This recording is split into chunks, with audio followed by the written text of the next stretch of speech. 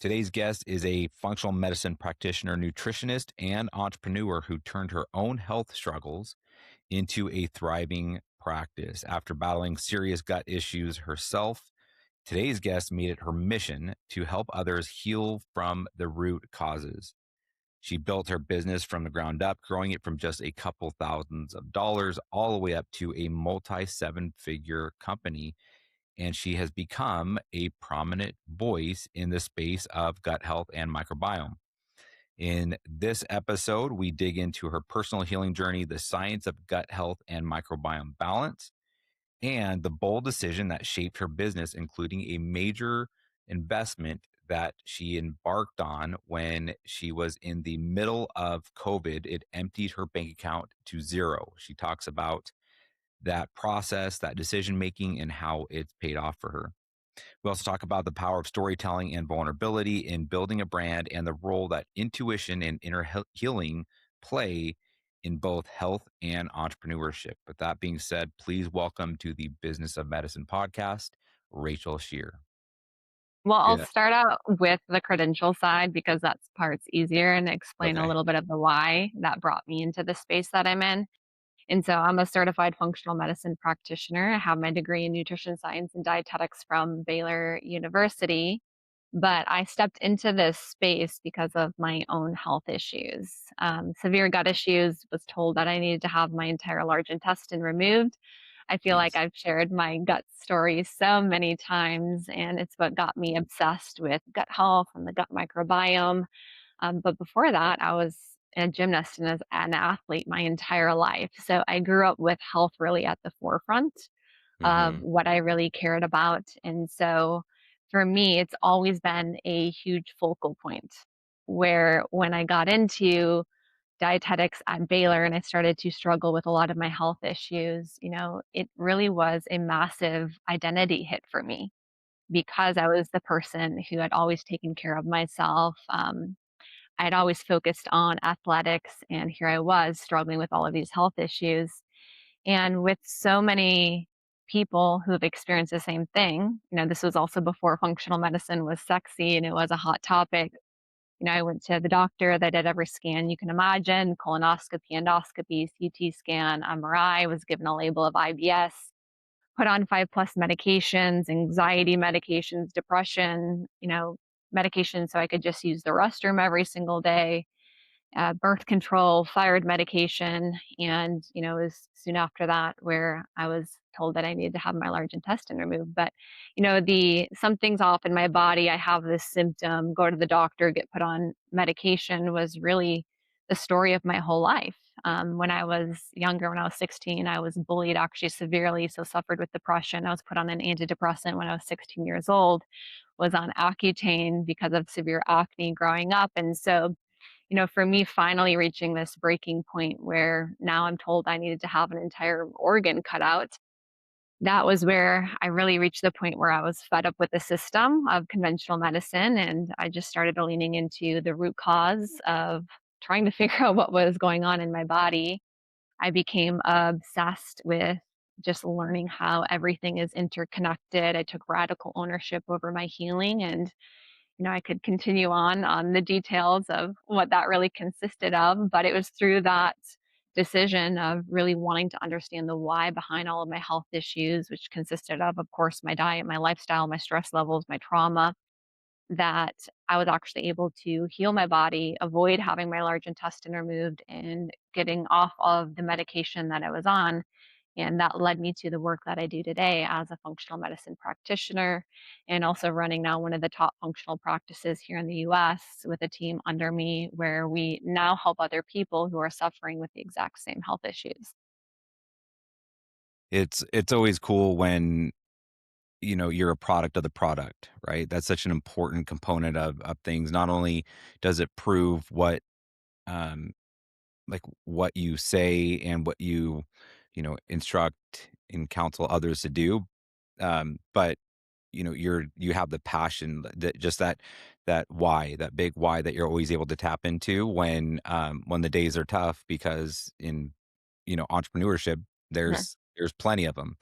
um so what did you ultimately end up figuring out was like the root cause of what was going on? Well, the initial root cause, as I started to explore gut health, because a lot of my issues were my GI issues. I mean, that was the suggestion of the removal of my large intestine. Even though I had other symptoms of anxiety, depression, that was really the most problematic one. I started to do other testing. Actually, at the time, I was working for a functional physician's private practice, and he was doing these microbiome tests. And so I ran a microbiome test on myself, and I found out that I had a ton of dysbiosis, so an imbalance in the good and the bad bacteria. I got the diagnosis of SIBO, small intestinal bacteria overgrowth.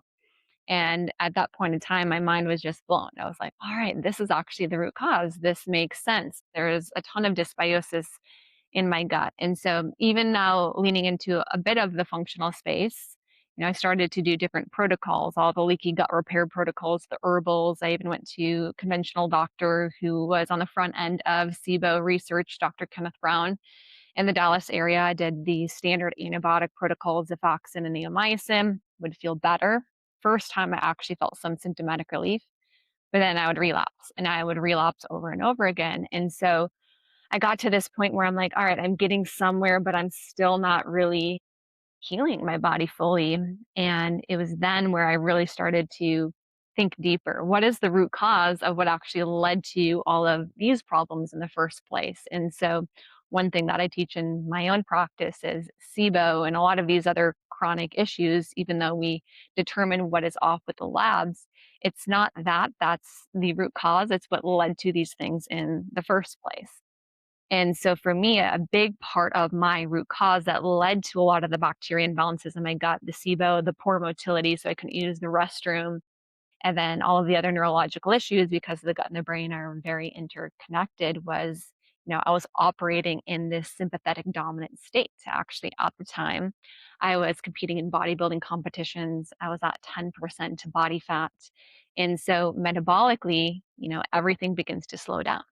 We know that hormones slow down, downregulate. We see thyroid begin to slow down. The motility in the gut when the body's operating in this sympathetic dominant state begins to shut down. The gut stops producing digestive enzymes, motility begins to slow down. And this creates a terrain where bacteria can begin to overgrow, leading to dysbiosis and things like SIBO. And so, Matt, it wasn't until I actually was able to look at the full picture of what was going on. How did this actually lead to these problems at the first place? Started to work on my stress, started to train differently in the gym, started to focus more on recovery and really worked more on myself as a whole and shifting my body more into this healing state that my body was actually able to heal the way it was intended to with all of these protocols that I was doing. Mm. And how much of that ultimately was like, self-diagnosis and then self-care plans that you identified and then put yourself on versus ever being able to find somebody who could truly help Mm-mm. you? You had to do it pretty Yeah. much by yourself?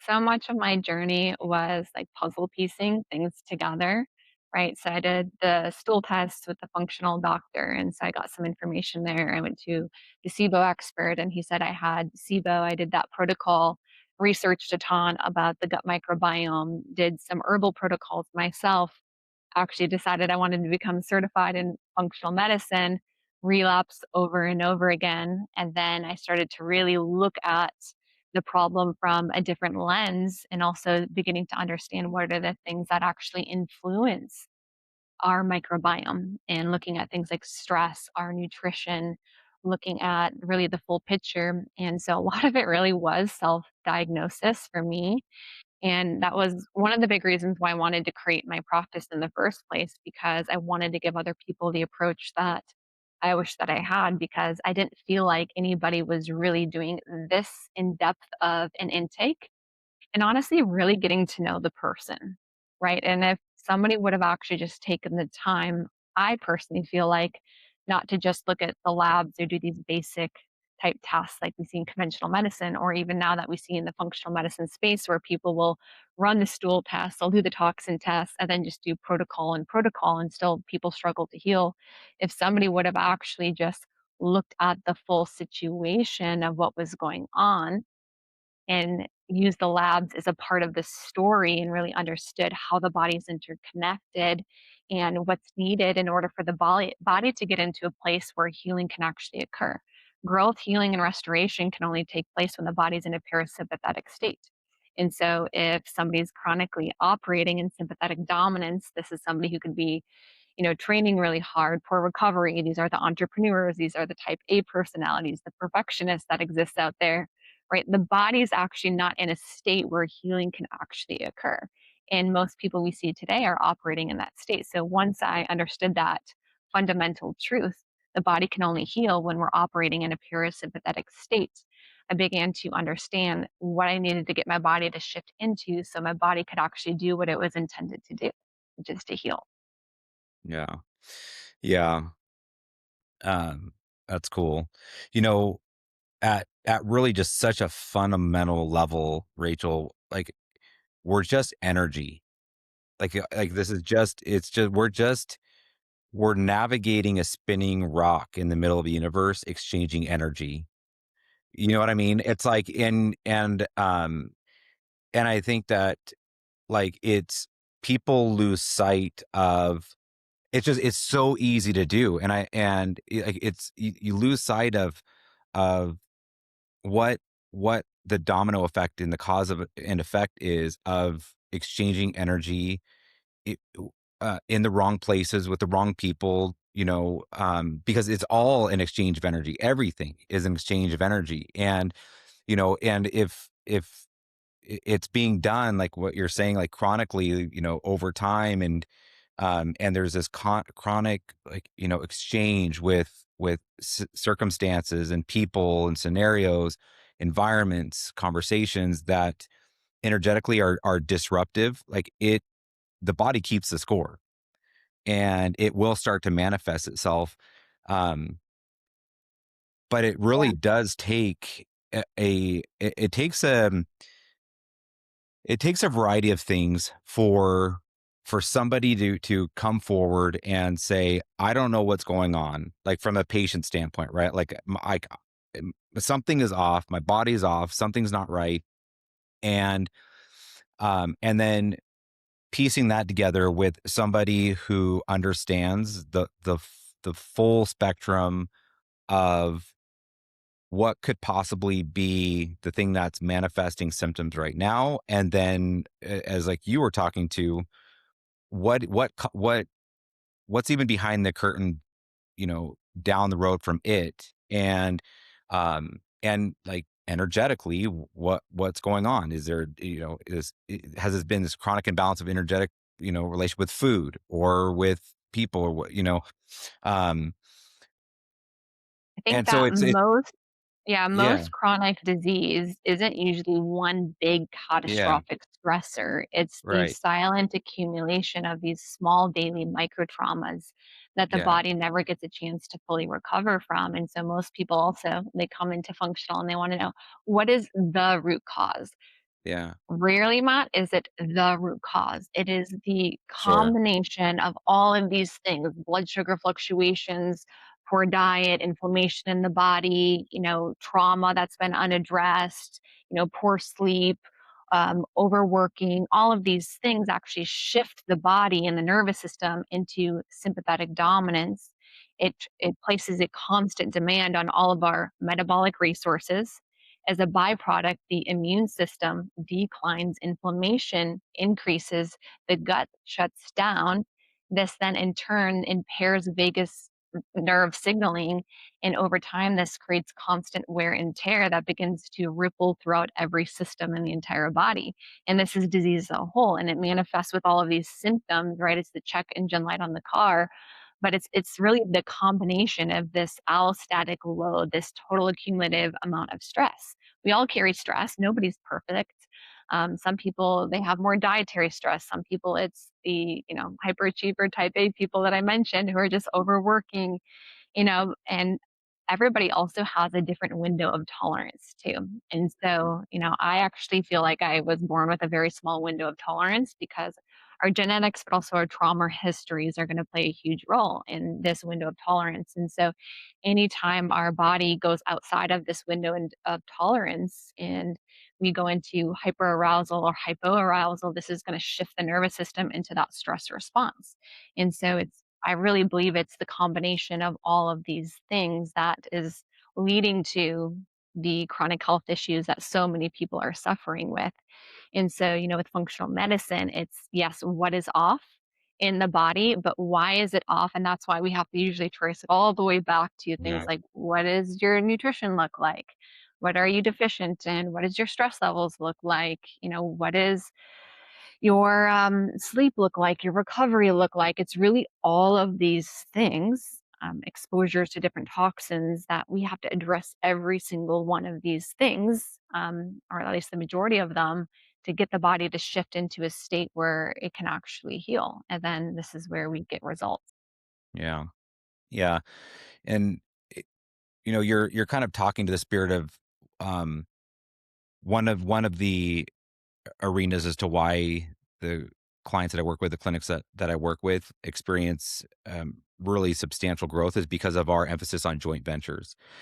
Because of this, like, it's not one root cause situation, and it really is like assembling a team of experts that collectively are all looking at it through the same lens that you're describing. They're all taking the same amount of time. They're seeing their patient, they're hearing their patient, they're their background experience, their education is there, but they focus on different things like, like colon hydrotherapy, to flush, like that's what they do. And then this one over here is on like uh, like HRT, like from like they're like a peptide, Uh-huh. uh, like HRT expert, and then over here it's psychology, and what they focus on is like um, the I'm trying to think of the other one that what's the wavelength one that where they do the tapping and things, the EMDR, Oh, right? EMDR, like some of the Yeah, so trauma like healing in the nervous system. yeah, so like every clinic owner would love to like have like a team of people and all this equipment to be able to do all these things, but you're talking about like multi-gazillion dollar practice, right? With like 60,000 square feet to be able to house there, and it's just not feasible. So joint ventures is like one thing that we really lean in on and find tremendous success in, because you get these people that are all as passionate as you are and experts, but they do separate things. Um, and the problem is that it gets to be expensive, right? So what you're describing, the way that you're describing it, is the reason why there's such a high price tag. And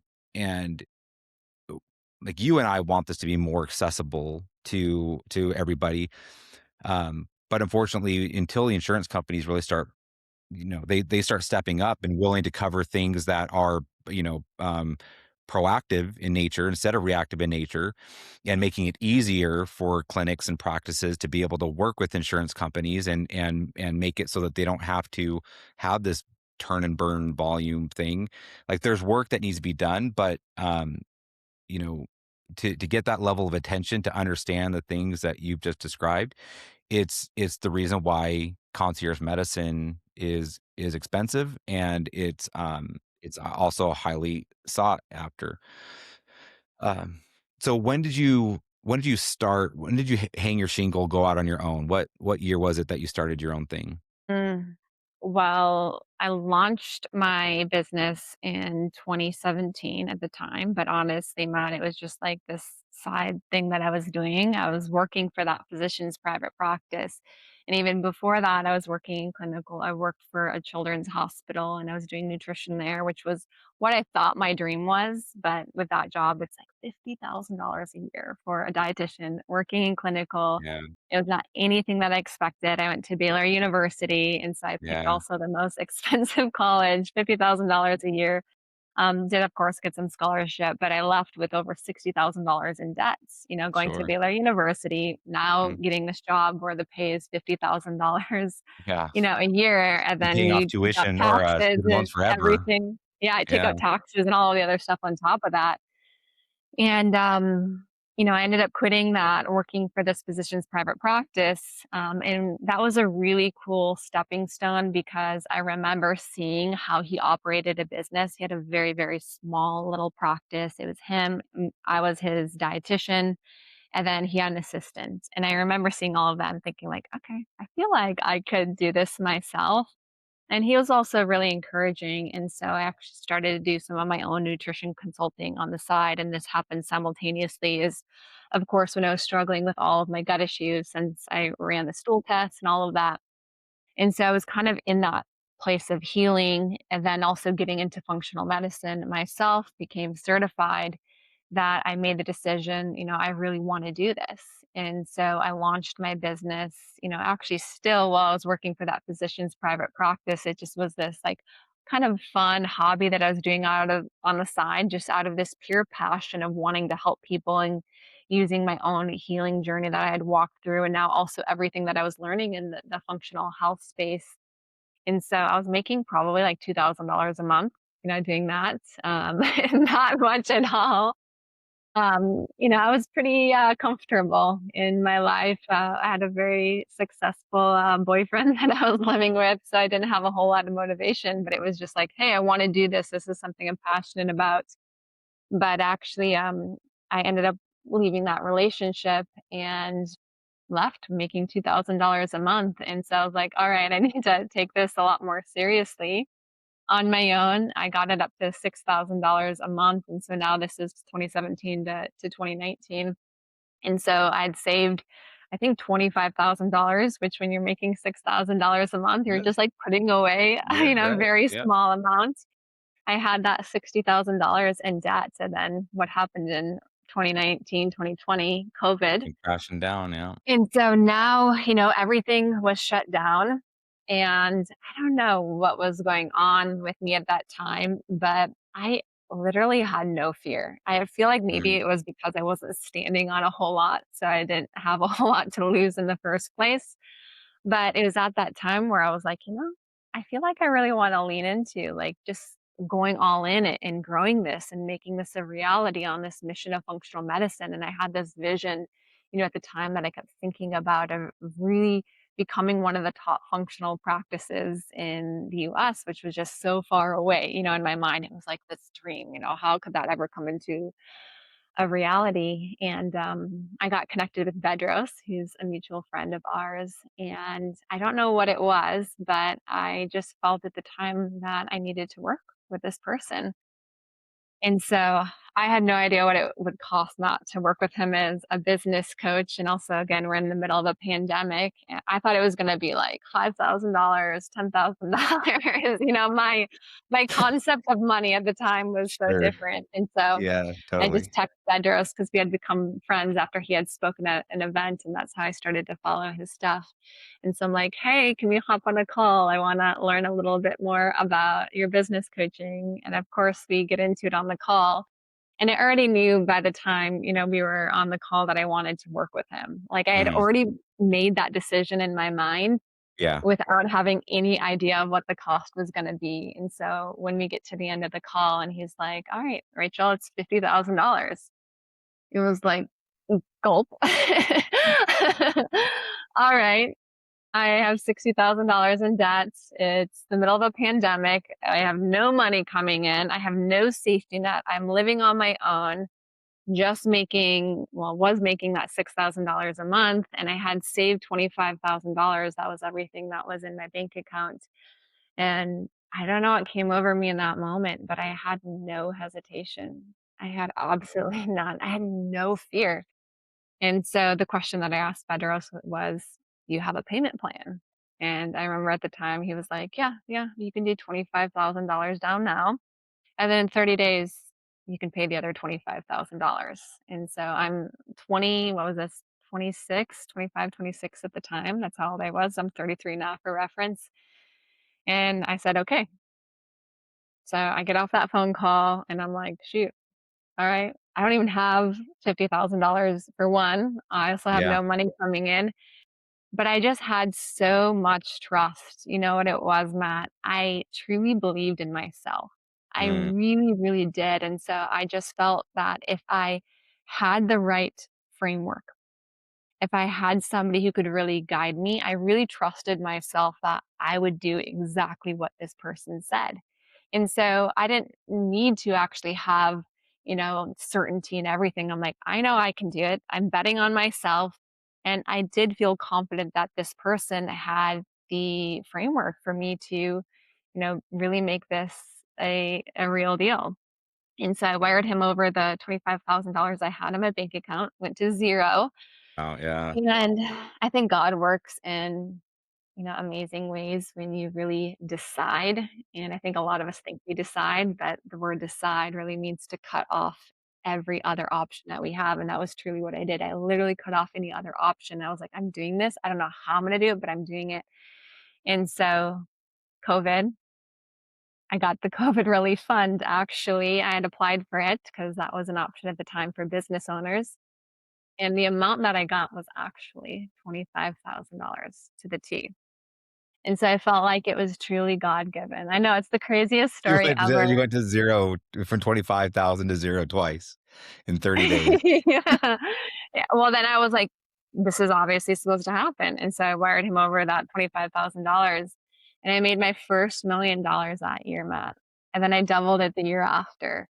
And then I was able to grow Rachel Scheer Nutrition to everything that it is now, where I now have the institute, where I certify other coaches and practitioners. And so that one decision literally changed the entire trajectory of my entire life. And you made it early on. I mean, were you early on, meaning like into your entrepreneurial journey? There's some that I work with that they've owned their own practice for a decade or 2 decades, and they're just finally getting to a point of, investing in their development and their professional, growth as a CEO, as a leader, as a boss. And, but you went down that path early.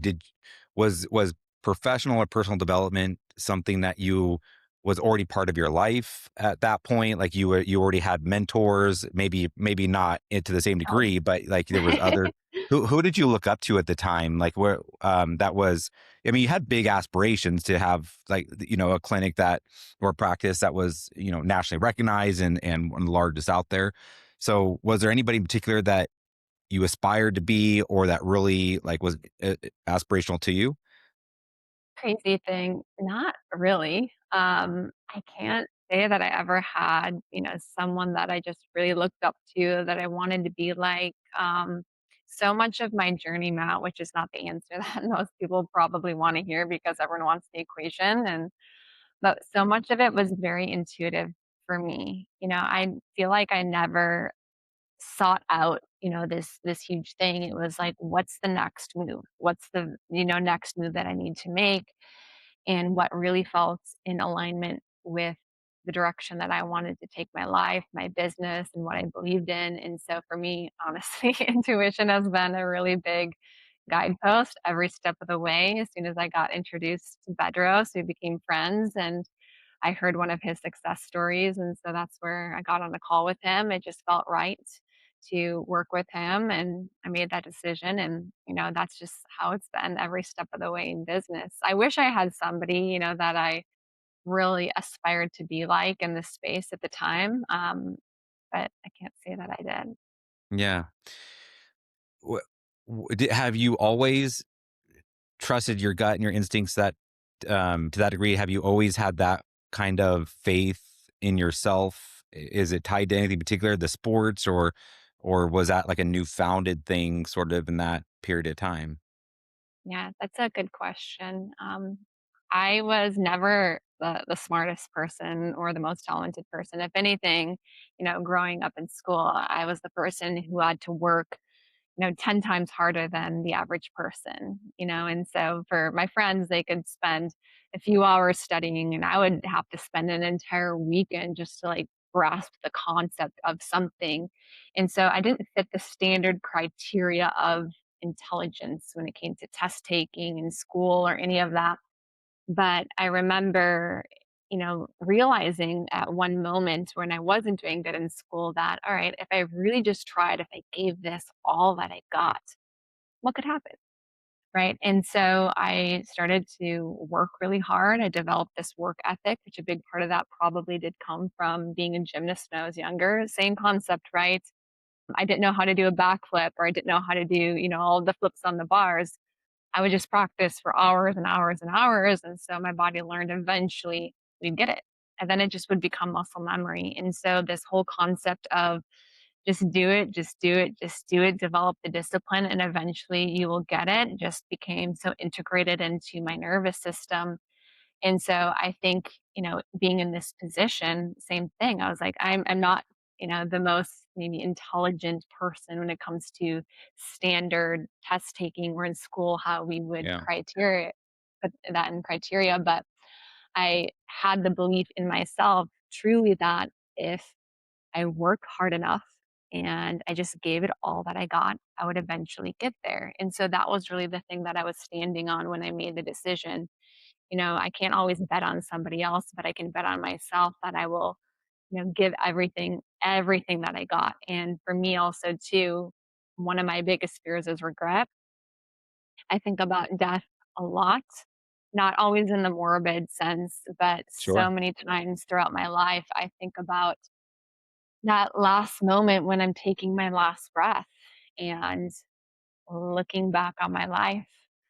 And the worst feeling for me that I can imagine lying on my deathbed, taking my last breaths, is feeling the emotion of regret. Looking back and feeling, well, I wonder what would have happened if I would have just gone for this thing. And so, for most decisions in my life, even if I'm not the most talented person in the room, if I'm not the most articulated person in the room, I just ask myself, will this be something that you regret if you don't give it a shot? And most of the time, the answer is yes. So I'd rather fail. I would rather stumble. I would rather honestly make a fool of myself, right? Because most of the time, what we're really afraid of is our ego getting hurt. That's truly what we're afraid of. We're afraid of if I fail, people laugh at me, what other people think. Yeah, yeah, loss of money too can be a fear. But also, I had the belief of, especially at that time in my life, I was like, all right, I'll be okay at the end of the day. But what won't be okay for me is wondering what if. And so I'm going to go for it. And I think I've just adopted that mentality in all areas of life. And so it's called me to make some pretty bold moves that I think a lot of people aren't willing to make. A lot of people Yeah. want success. A lot of people want the top recognized business or practice. So then they ask me, "Hey, Rachel, what did it take? What did you do?" And I share with them the amount of risk that I really had to take, and they don't like that answer, and most of them Yeah. aren't willing to make that type of investment to take that kind of a risk. And I've said this to people many times, "You even wanna work with me when it comes to business coaching." I now work with other functional coaches who are in the space to help them grow their business, and I'm like, "Look, I have the template. It's successful. I've literally done it myself. I can literally teach you everything that I've done in this exact space." And so it's not a question on if it works, it's a question on, do you believe that you can do it? And the people who, really need that certainty, it's not because of what we're going to be doing. It's always comes down to that belief in self. Yeah. Yeah. And also understanding like what it really means to go all in. Like, what does it really mean to burn the boats, to like Exactly. failure's I not an love option? that Like, line. Got to yeah. burn the boat. Yeah. I have a, right around the corner My here, I have favorite. a painting. I had, this friend of mine, she's an amazing artist, did a custom painting for me, but I remind myself of that, every day. And, and it can be really hard sometimes to truly know when you say like, all right, I'm all in, I'm going to burn the boats. Like what, when the rubber meets the road, what does that truly mean? And sometimes, reality will just smack you in the face and think like, man, I know I said for better, for worse. And like, I was all in, but I wasn't expecting this. And that's where, you know, resiliency, is a factor, and tenacity and grit, and the why, like with it, what's the real driver and the motivator, and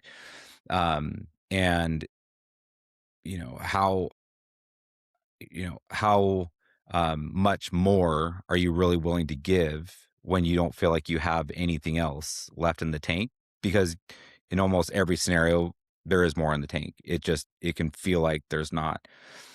So you know, I have these kinds of conversations with my clients all the time, and so it definitely resonates with me where it's like, okay, are you sure? Are you, because it sounds like you and I are the same when it's like we're selective on who we work with, because it's not, we don't do what we do for the money. I mean, the money is not the thing that we are chasing as the lead dog. It's the results, it's the outcomes, it's the ability to truly be able to help. And then money's a lagging indicator. Like, Mhm. as you mentioned, Pedro says, um, somebody we both know, and so like I think I heard from him first years ago that you get paid for done. I think I heard those words from him first. Whether he coined that or not, I don't know, but it's true.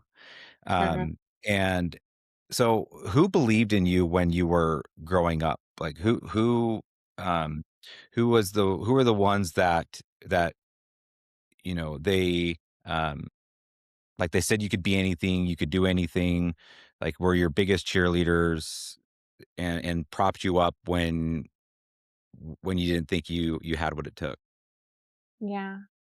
So I had a lot of chaos in my upbringing. Mm, My dad actually, and just to rewind a little bit of this story, my dad actually faced a lot of trauma in his childhood where my grandpa would actually speak into him and say things like, "You're never going to amount to anything. You're going to be a trash man when you grow up." And he just would speak death so much into my father. And so my father struggled a lot with his mental health, as you can imagine, with somebody who grows up with that type of input from their father. But when my dad married my mom and my mom had us kids, he wanted to break that curse. And so he vowed to never speak anything but life into me and my siblings. And so even though we had our own fair share of trauma growing up between my mom and my dad suffered a lot with disassociation, a lot of his mental health issues. My dad only ever spoke life into us, saying things like, "You can do it, Rachel. You can be anything that you want to be." And a lot of my own trauma growing up is I actually learned to disassociate, right? And just check mm, out from the world around me. And so when I was in like second grade, I was like failing a lot of school. So they put me in remedial classes. So then by the time I got to junior high, I was making D's actually in a lot of my classes. And my dad would say to me, he's like, "Rachel, just like dance, just like gymnastics, if you just apply yourself and you just work hard, you can do it."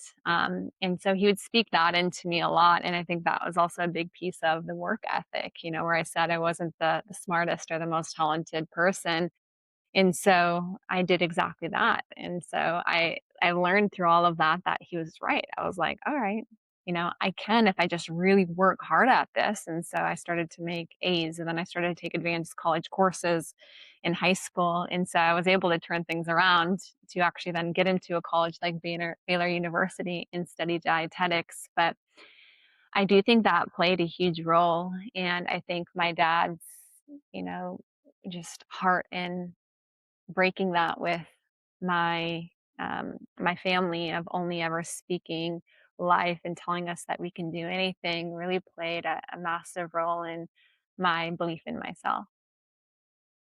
beautiful. Um,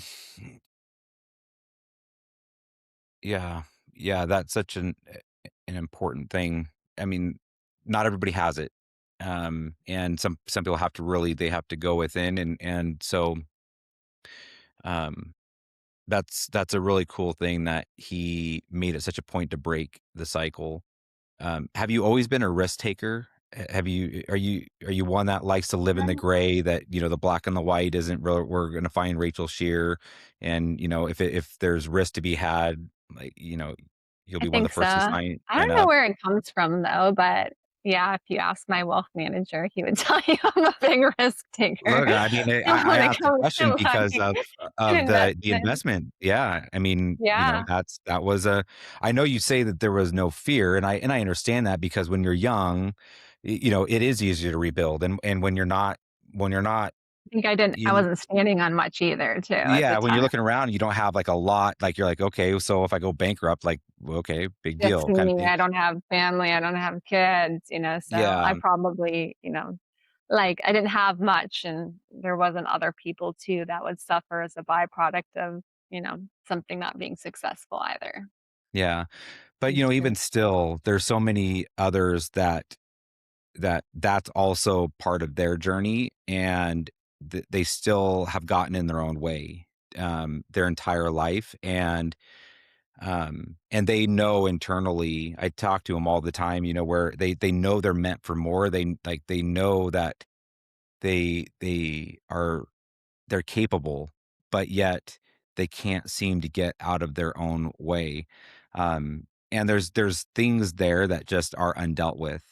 I believe, right? When there's this butting up against of like this internal, voice and feeling, and like your spirit is saying, you're just barely scratching the surface of your full potential, but your actuality is, and what you're producing and the outcomes and the reality of your world is is out of alignment. Then um there's undealt with work.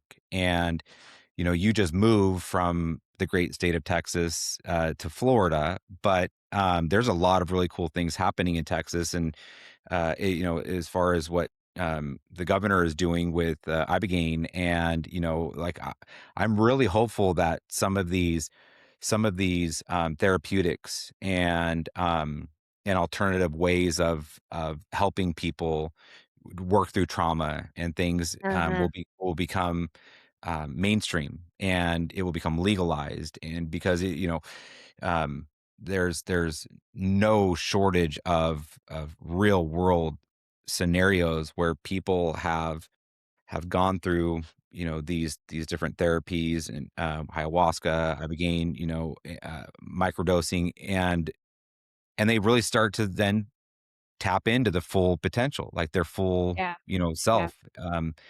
And I would love to see more of that happen. And I think you're kind You're of in that world to a certain degree, right? Like you kind of lean yeah. into like your belief system. Well, you're hitting on so much of my own journey, even though it's been an entrepreneurial journey and a business journey and the physical healing journey. So much of my journey, Matt, has been a healing journey. When I say healing, it wasn't just physical, get rid of my gut issues. It's been the deep inner work on myself.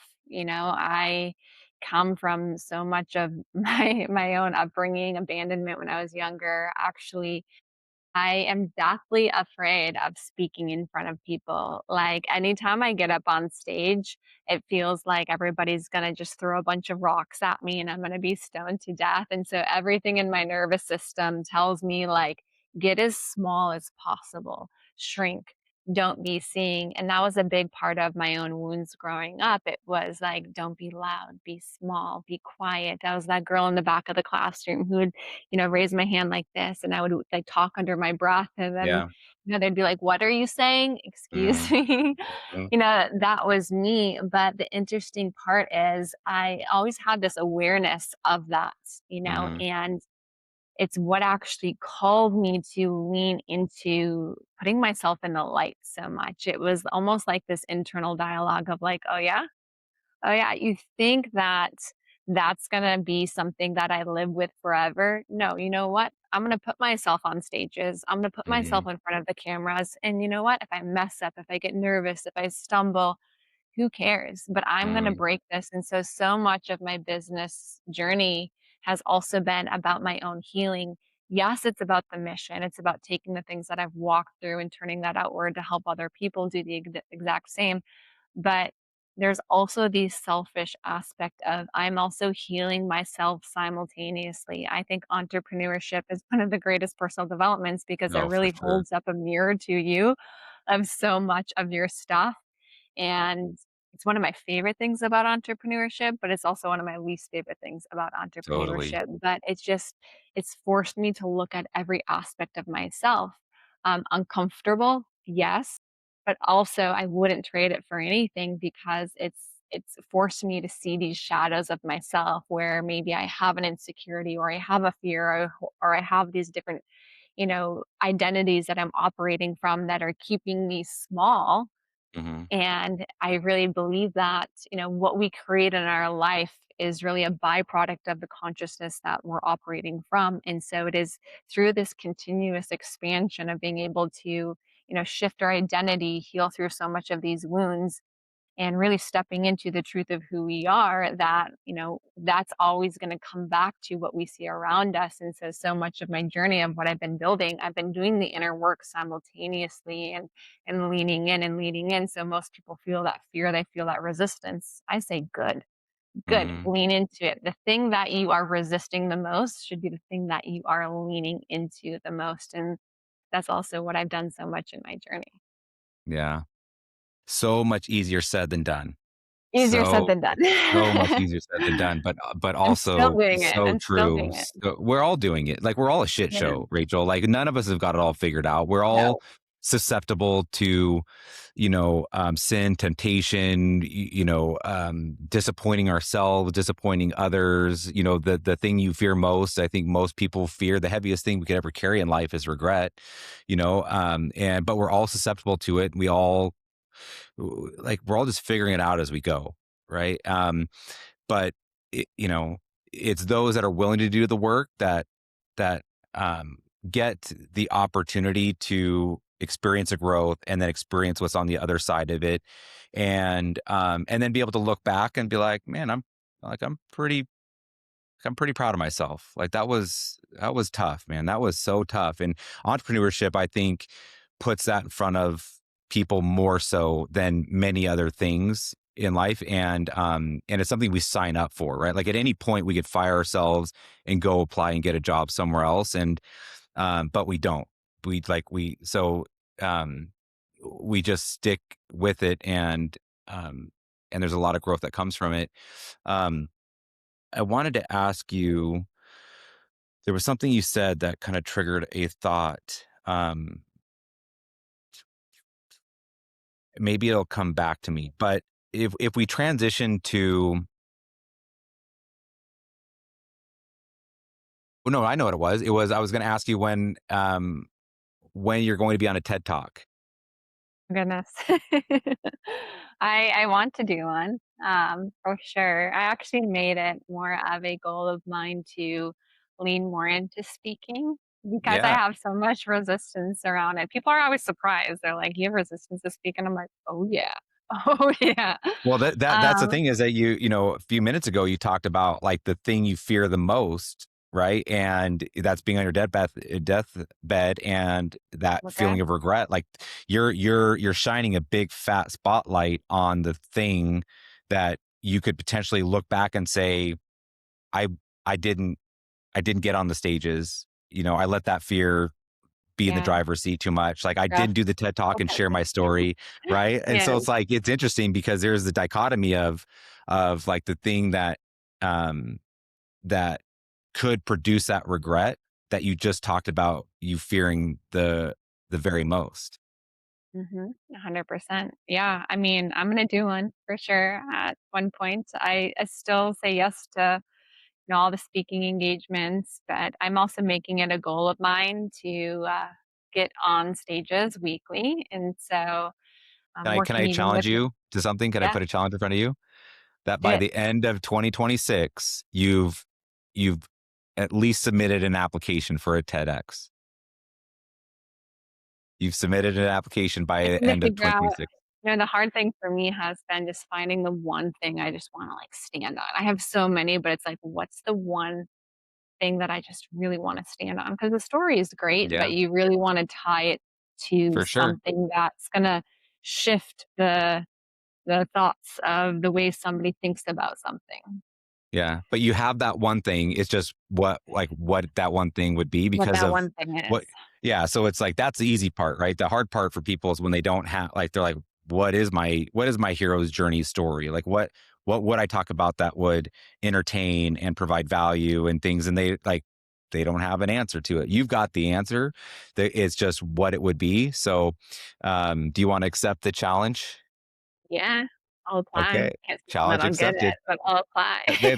That's okay. I know people that have had to apply, 3 or more times before they finally got the shot, but I have yet to meet anybody that was legitimate that applied that actually didn't find themselves on that little red dot in the middle of the room with a bunch of Mhm. people for 7 or whatever minutes it is.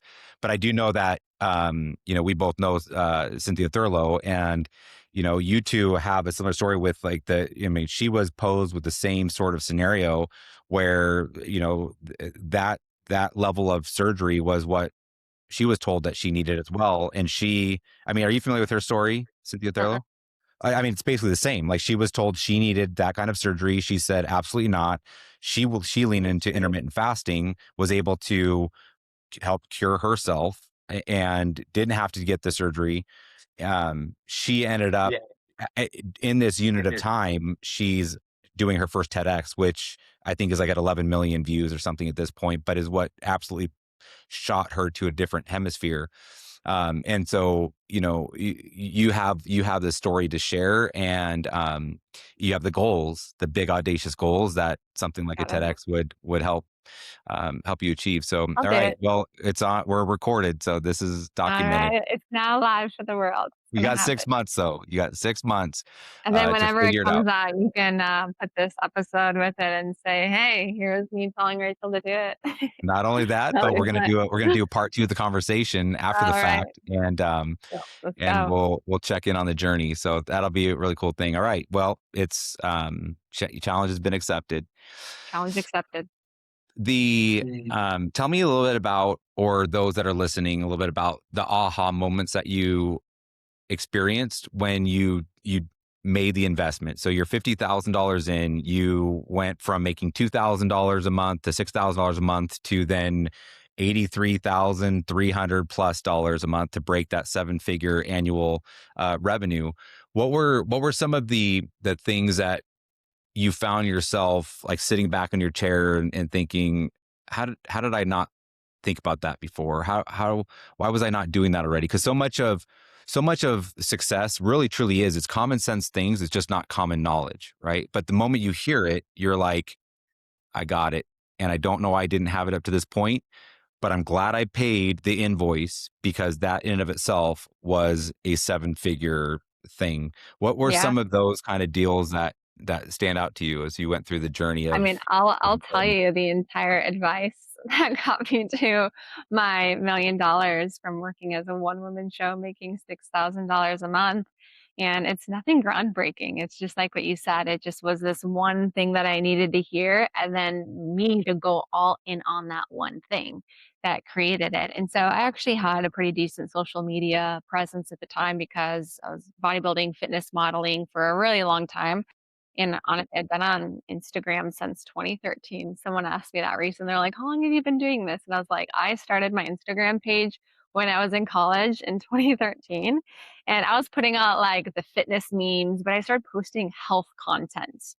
Started posting my own journey, the foods that I was eating, all of the workout videos, and so like I wanted to be like that fitness influencer from like day one. And so you won't find like Rachel just, my life. You'll always see like Rachel giving health topics all the way from, 2013.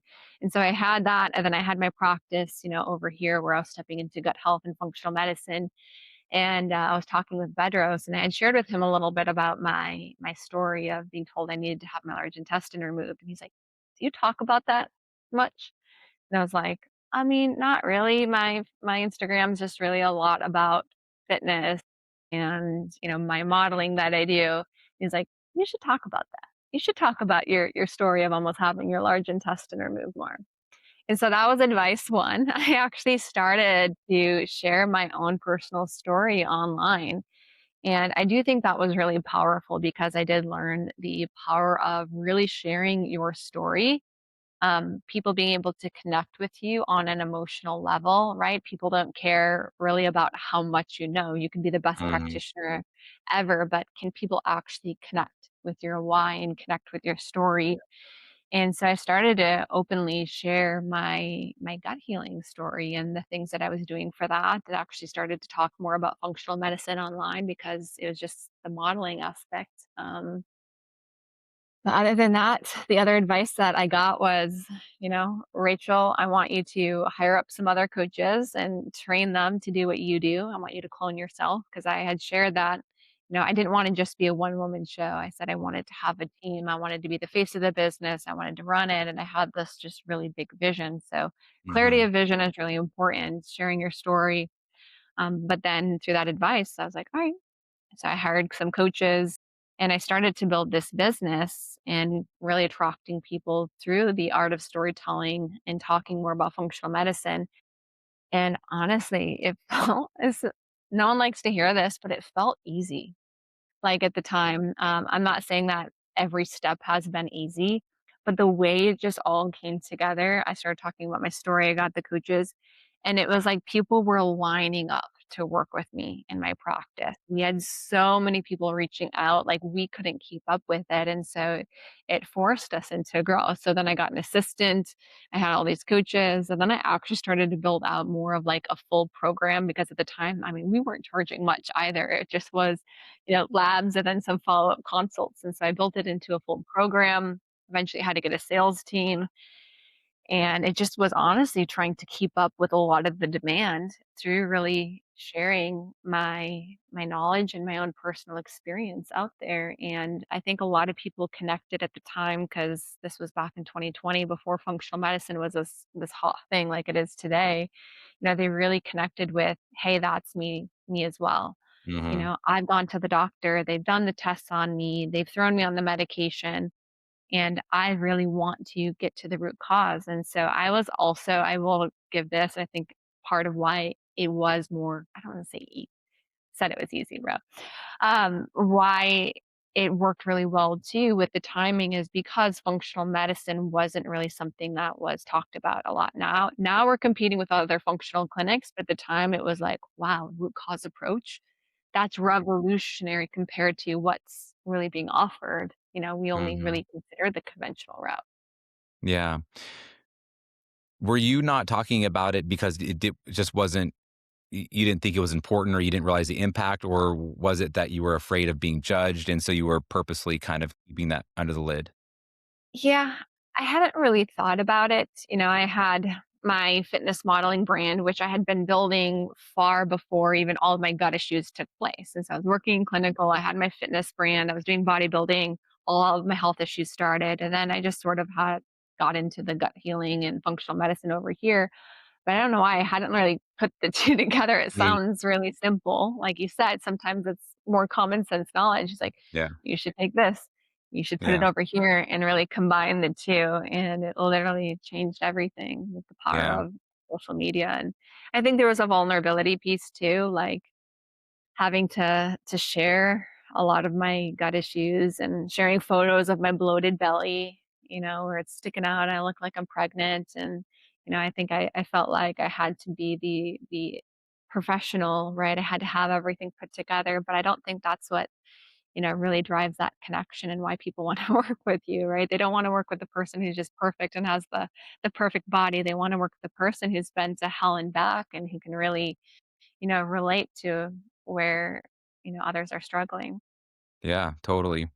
And so now you help others and you coach up others that are going down the same path.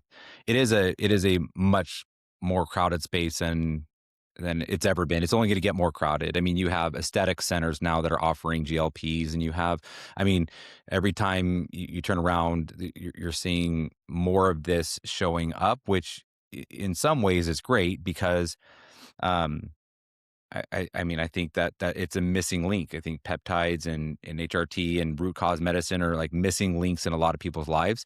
There's no shortage of sick people out there who need it. So great, but at the same time, you have a lot of places that are offering this without the background experience education, which unfortunately, I'm sure you've had patients come forward that, they were in a worse place than Yeah. they were before they started. But, you know, so now there's more work to be done on that front. But then there's also a lot of providers more. I mean, the IFM, Institute of Functional Medicine is pumping out certifications. I mean, there's over 3,000 people now. There's, I think 2 to 300 a year certification. So there's more and more people coming online that are getting the education, that are investing in it the right way.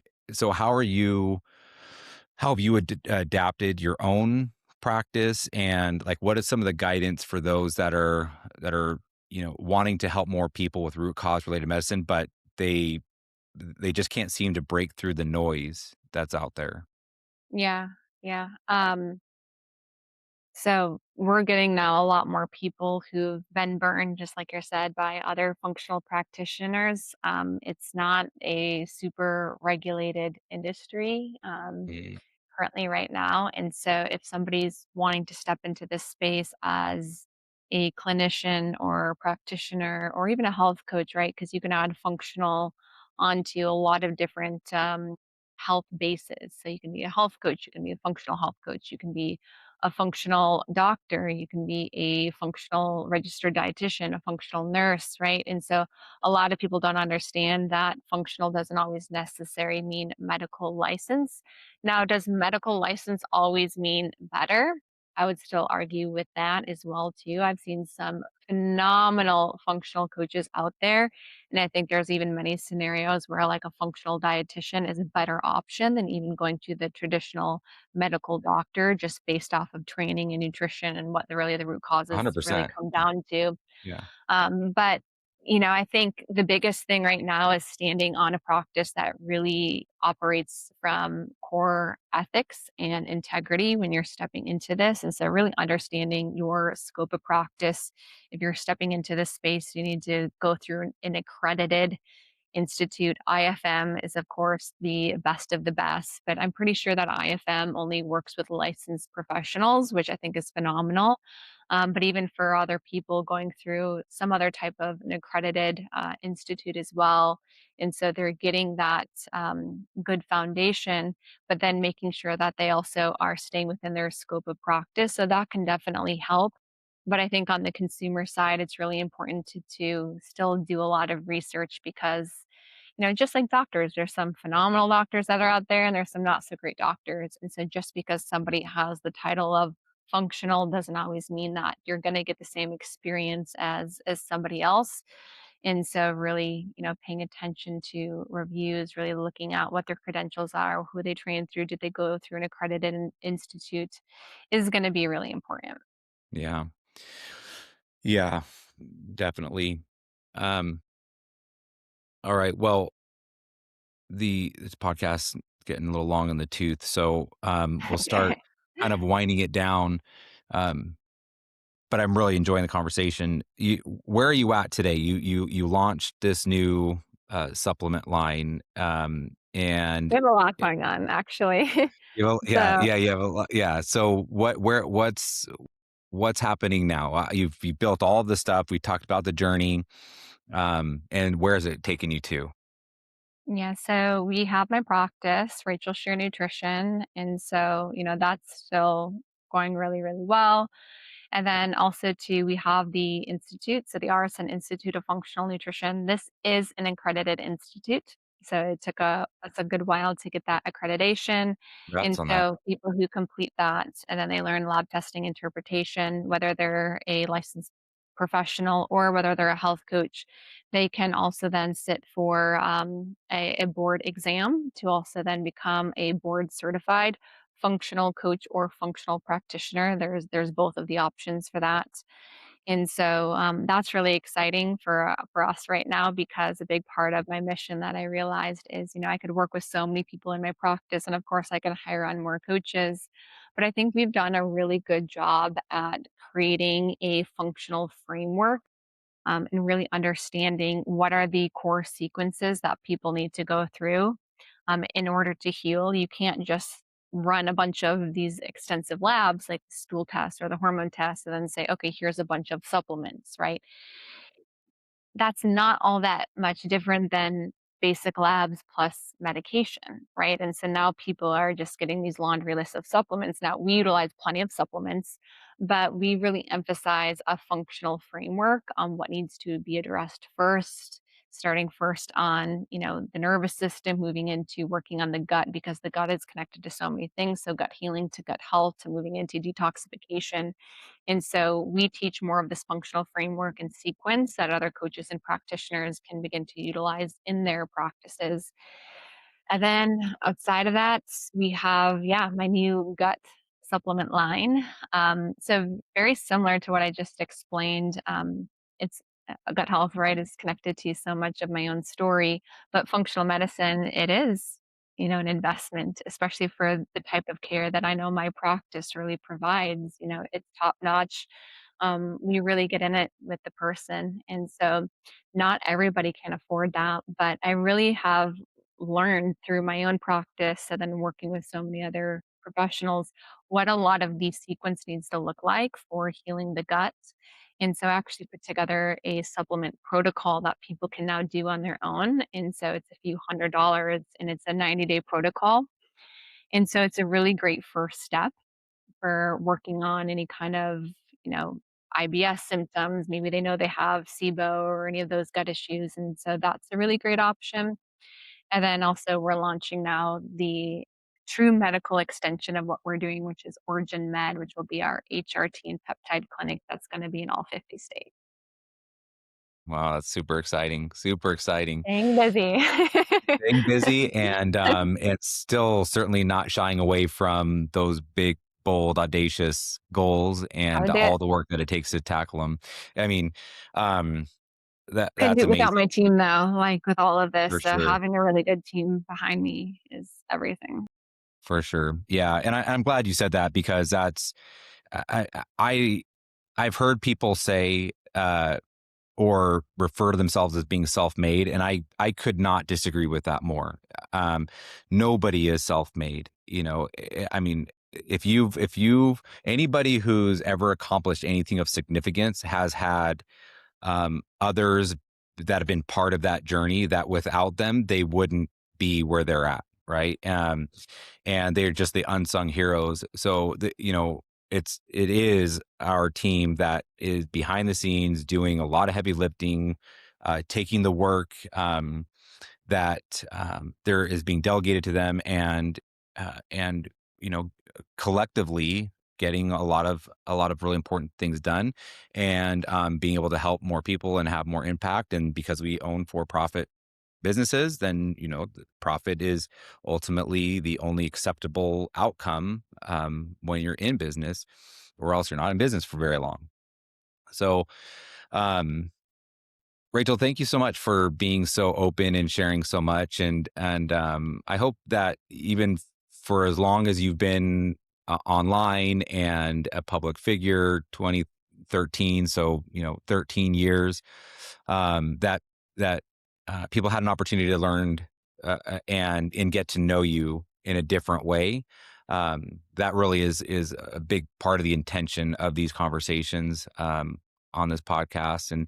But I know that even though we've interacted for quite a while, that there was a lot of stuff that was new to me, and it just helps bring the whole kind of thing together, right? And understanding who is the Oz behind the curtain and what motivates them, and why do they do the way they do, and also you can provide a lot of inspiration to others who are resonating with your story and resonating with like where they could see themselves in the future if they just took the risk, if they just leaned Mhm. into their intuition, if they just hired that coach, if they just did that thing.